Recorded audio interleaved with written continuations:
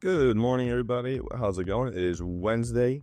No camera today, but we're going over what the YieldMax and Roundhill distributions are. It's Wednesday. It's time to go over this distribution. As you can see, we have the tweet or the X tweet, whatever you want to call it, X post out here from YieldMax ETF with all the dividend distributions, as well as the website to check what the exact numbers are and see it's on the spreadsheet.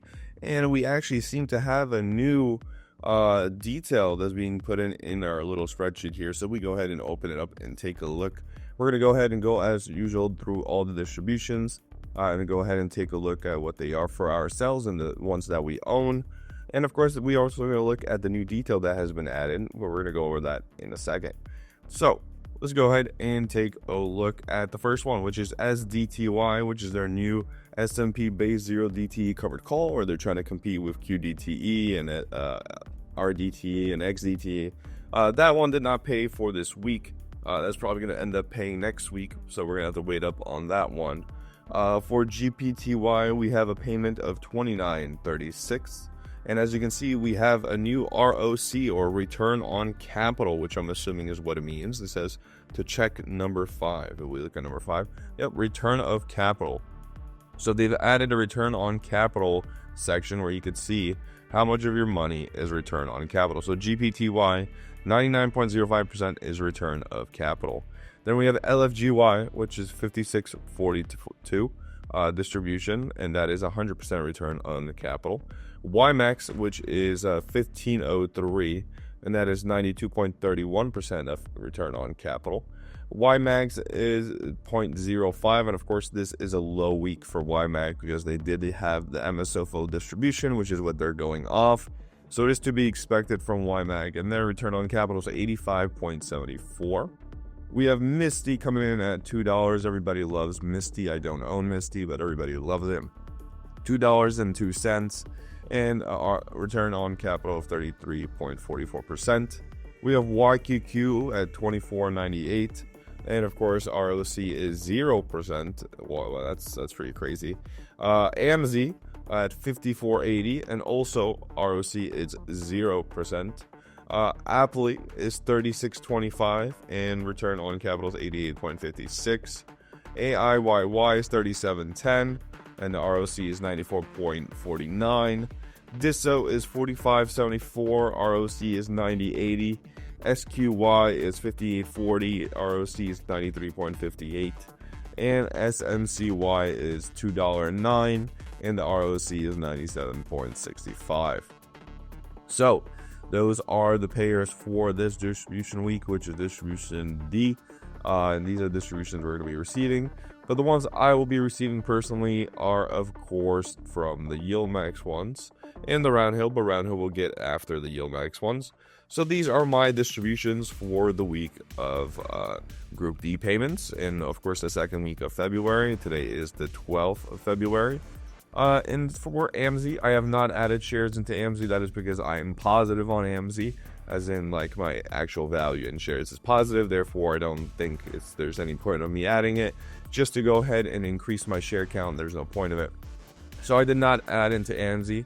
I'm still staying strong at 316.5 shares. I received the distribution, like I mentioned before, of 54.8, and that gave me a total of $173.44.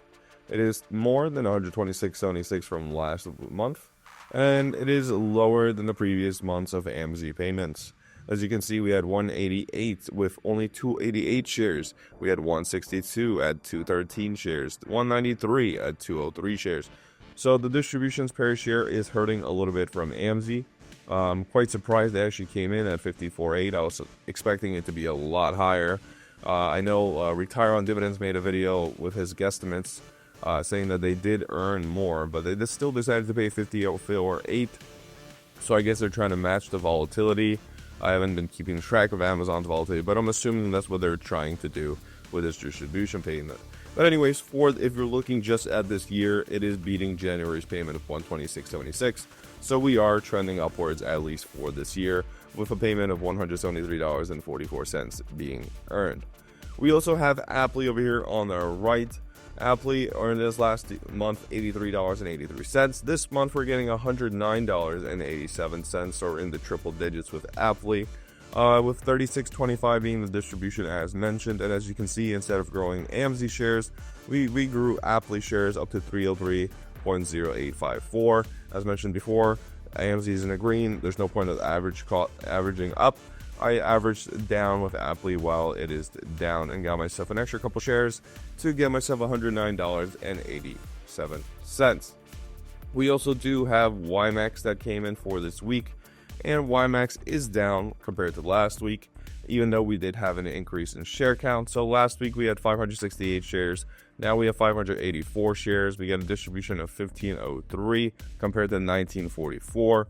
And our distribution came in at $87.88 is how much we earned, which is down negative 20.48% from last week. So week over week growth is negative 20.48% compared to last week's 39.97%.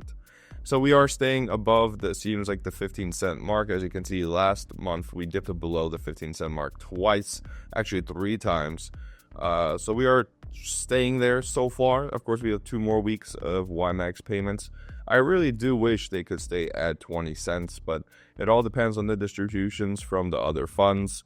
So there's something that is out of the control of YieldMax and the managers of YieldMax. It just depends on the trades and the distributions of all the other funds. But if they could stay above 20 cents, that'd be great, or at least the 19-cent mark, so we could continue to earn $110 or $100 every single week. Now, with that, we also have Roundhill, and Roundhill posted, of course. I usually go off as you can see, everybody's X posts. X posts are usually my favorite way to look at it because I am anyways on X or Twitter. So Roundhill paid us $23.35. QDT is paying us $25.09. RDT is paying us $25.37, and YBTC is paying $29.27. If we go ahead and take a look at our funds, we could see the QDT is the only one we own, and compared to last week, we did earn more. We have 229 shares. We got $25.09 in distributions, and that equaled 57.57 or $57.57, which is a 9.10% increase from last week of 52.76 with distributions of 23.13. And we are staying positive. It seems like we're going to be, if we're able to stay around this 23 cent mark, we'll be able to outpace last month's distributions, even with their extra week of payments. So we'll have to see how that goes. I hope it does continue to grow, because that'd be very nice. QDT is a solid position. It is currently down for me personally, negative 7%, but I do estimate that it's probably going to continue to stay stable as long as QQQ, the underlying it trades on, is able to grow stably. Of course, the reason it fell is because QQQ dropped and it's not able to recover as quick as QQQ can. So what are we doing with the distribution? So as we saw, we got $173, $109, which is roughly 280-ish. Then we got another 87, which is, what is that, 300-ish, 360-ish, 390, let's say 390. And then we have 57, which adds that up to like $450 earned in total from APLY, AMZY, YieldMax, and QDTE.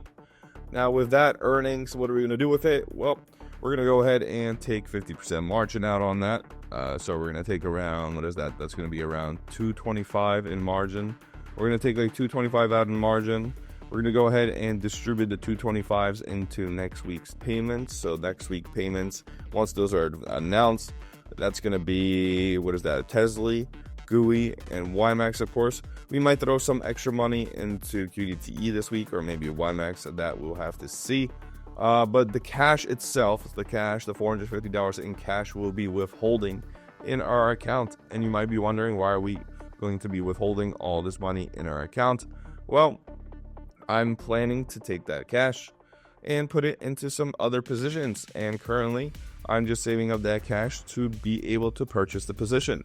What position it is, I don't want to talk about just yet. It's kind of like a little secret, I guess you want to call it. But yeah, I'm looking to go into some other positions, take the cash, hold it for now, take out margin and let the margin trade and be reinvested and let the margin do its thing. So if you guys will see in the coming weeks and months that my share counts for, let's say, AMZY, APLY, TESLA, YieldMax is not going up as fast, or my distributions are not growing.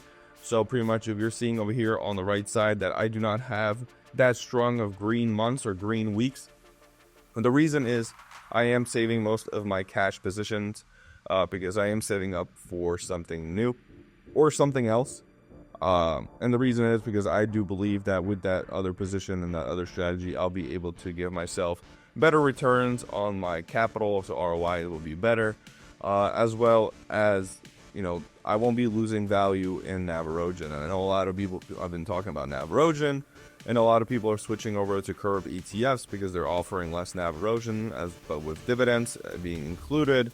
But my thing with curve ETFs, and you may or may not know, I've made a video about it, is that I do not want a fund controlling where my funds are going and how much is being distributed. And also, I think 25% and 20% distributions is nothing to brag about, especially when being invested into single stock ETFs. So yeah, sure, you might have some growth on the top end, but to go ahead and take that growth off, you would have to sell it, or of course you could borrow on it, whatever you like. But the strategy that I currently am running and want to continue to expand is able to bring me growth in value, so value to my account, as well as constant dividends every single week and month.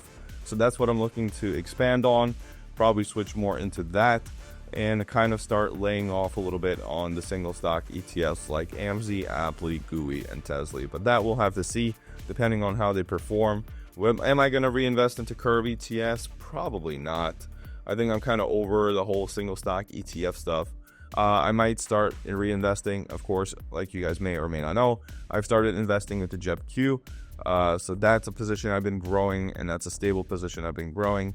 JEPQ, I might start reinvesting more into YieldMax and QDT. And as you guys saw with YieldMax, I am going hard into YieldMax with the shares jumping from 509 to 537 to 568 and 584.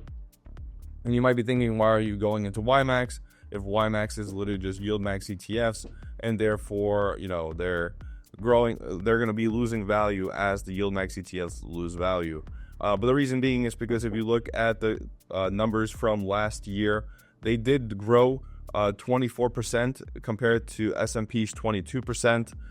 Therefore, I think for this year, they would be able to do the same, especially the more they diversify, the more funds they have, the more stocks they have, or underlying stocks they have, which means more stability, even if they lose some value with some of the ETFs going down. But yeah, that is my outlook for this week. Those are my dividend distributions, most importantly, for this week. Those are the YieldMax distributions. Those are the Roundhill distributions for this week of February the 12th, or the distributions will be February 14th, of course. February 12th is the announcement date.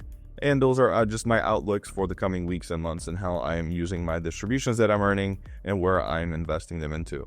So once again, thank you for watching. Sorry for the camera being off. It is quite early in the morning, and I still have my glasses on, and I don't look professional enough to turn that on.